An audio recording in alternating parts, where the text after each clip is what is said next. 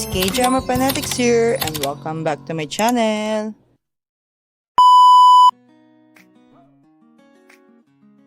Episode 3 begins with a flashback 4 years ago where Yoonwoo and Hae-in began dating and they were visiting Yoonwoo's hometown.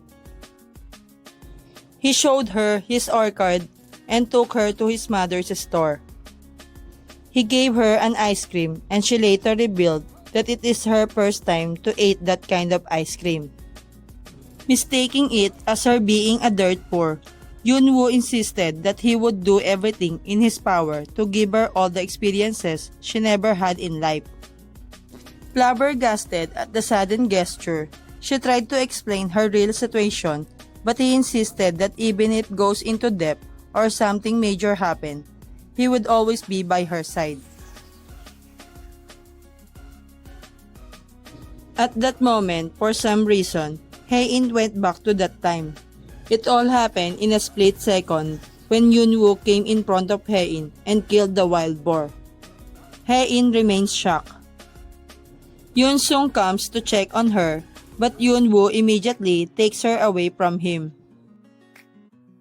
As the couple walk back, Hae-in hurts herself and Yoonwoo asks her if he could leave her. And Yoonwoo ends up carrying her back to their place.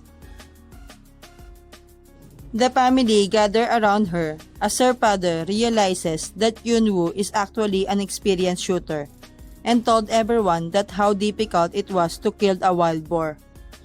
Hae-in also told everybody that Yoonwoo served in the army and just because he did not hunt animals, people underestimated him.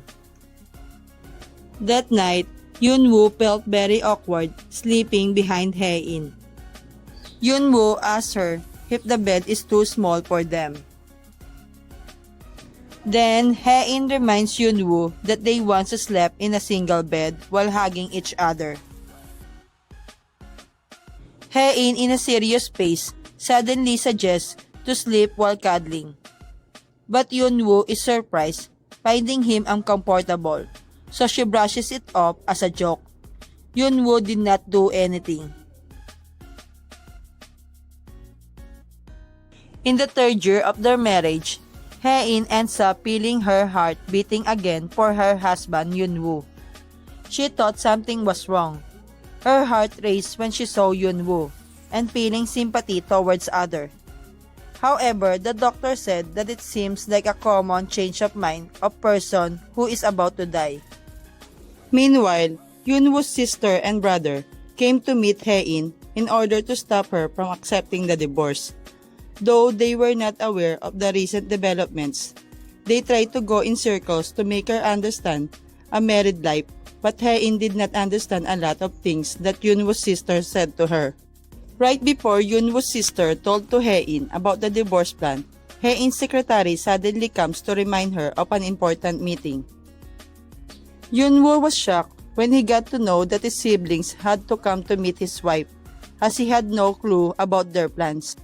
Yoonwoo immediately calls her sister to explain the situation, but it's too late because his sister already sends the text message regarding the divorce plan to Hae-in. He finds himself in a pickle and tries to find a way. On the other hand, Yoon-sung told Hae-in he had fixed a meeting with Mr. Herman and that he was going to meet her for dinner.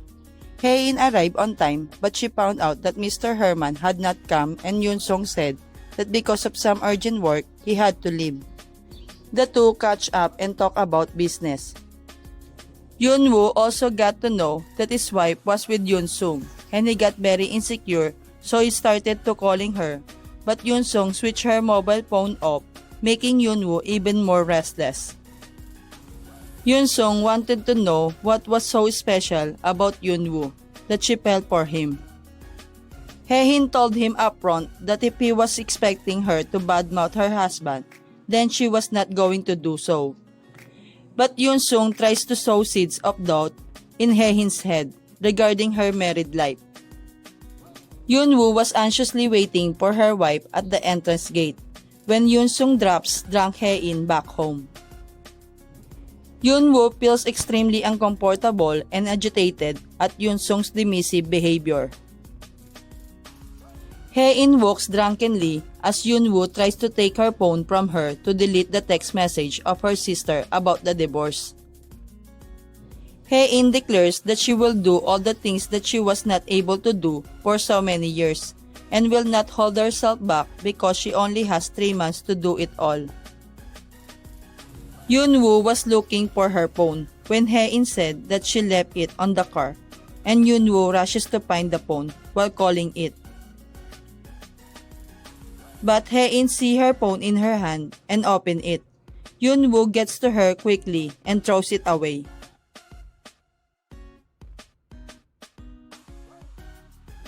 The two get into the intense moment. Hae-in is shocked at the behavior of Yoon-woo, but she is quick to pull him in.